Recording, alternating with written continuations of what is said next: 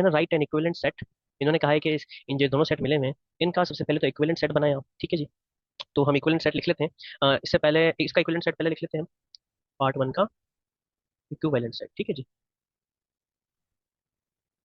तो part one का जो इक्विवेलेंट सेट है, AEIOU, इक्विवेलेंट का मतलब हमें पता है कि जो सिर्फ इसके इक्विवेलेंट हो, उसके अंदर कार्डिनलिटी सेम हो, ठीक है जी। तो हम एक इक्विवेलेंट सेट बना देते हैं।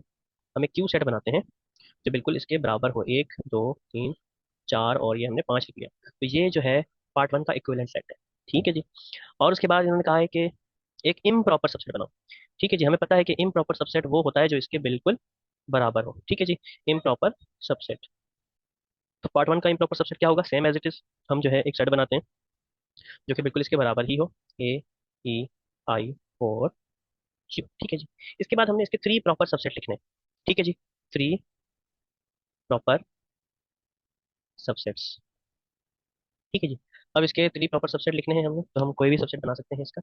फॉर एग्जांपल हम कह सकते हैं एक फाइव खाली इसका प्रॉपर सबसेट होता है, एक इसका हम ए लिख सकते हैं, और इसका हम एक तीसरा ई लिख सकते हैं। तो ये हमने थ्री इसके प्रॉपर सबसेट बना लिए, ठीक है जी। तो जिस तरह से हमने इस क्वेश्चन के लिए किया है सोल्यूशन, सेम हम क्वेश्चन नंबर क्यू के लिए करेंगे। लेकिन सबसे पहले हम इसका जो है वो मालूम कर लेते हैं कि क्यू का जो सेट है वो क्या बनेगा हमारा टेबुलर फॉर्म में। अब आपको पता है कि ये कह रहा है कि एक ऐसा सेट है जो इंटीजर्स है और -2 से लेकर 2 तक की वैल्यूज है, ठीक है। -2, फिर -1, फिर 0, फिर 1, और ये 2 तक की वैल्यूज है। तो ये इसका सेट बन गया। अब इसका हमने सबसे पहले इक्विवेलेंट सेट लिखना है, ठीक है जी। हम इसका एक इक्विवेलेंट सेट लिखते हैं। तो जो इक्विवेलेंट सेट हमारा बनेगा, हम इसका लिख लेते हैं आर। हम लिख लेते हैं इक्विवेलेंट 1 2 3 4 और 5। इसके अंदर भी इक्विवेलेंट बन गया हमारे पास ये। ऐसे ही अब इसका हम इम्प्रॉपर सबसेट लिख लेते हैं, इम्प्रॉपर सबसेट, ठीक है जी।